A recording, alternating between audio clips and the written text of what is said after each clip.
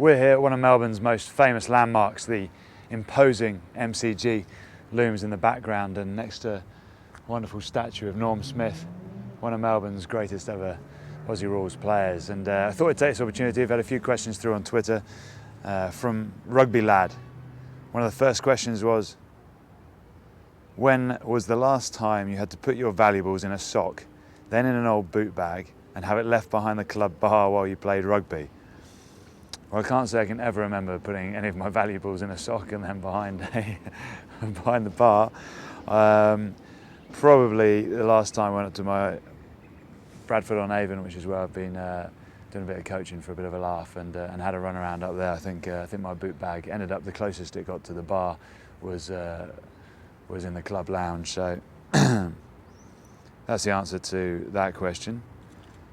Second question: who was the best person to room with on tour? And when was the last time you were in a changing room with tiles missing? The best person to room with on tour, probably Steve Thompson, just because I spent so much time with him. We got to know each other inside out. He was like my little maid. Got him to do everything, which was lovely. Although he did tend to walk around the room naked, which was a bit of a disadvantage for me. And when was the last time I was in a changing room with tiles missing? Oh, probably when I was playing at Bath. They didn't have too many tiles on the wall. What is your most memorable moment from being on a Lions tour? Most memorable moment was probably being awarded my Lions jersey before the second test, which was my first Lions test.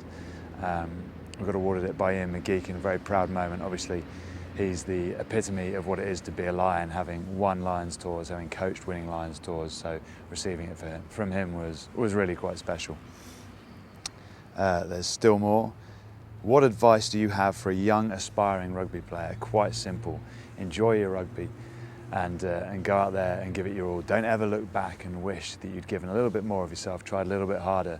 Do it from the word go, and you'll know whatever standard you reach, you will have always given it your best, and you'll have no regrets.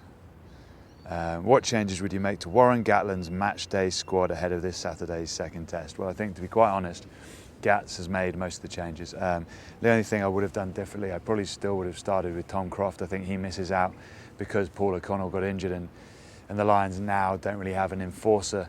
So I think Dan Lydiate then comes in to fill that role. It'll be interesting to see how he gets on. I think Ben Youngs was an excellent choice. He's on inspiring form. I had a chat with him earlier today, and he is bouncing off the walls with excitement. The other guys, obviously, Makavuna Pola and Jeff Parling, come in for injury, just straight swaps. I think they're both great players in their own right. Videos every day, so see the Lions tour through my eyes. See you soon.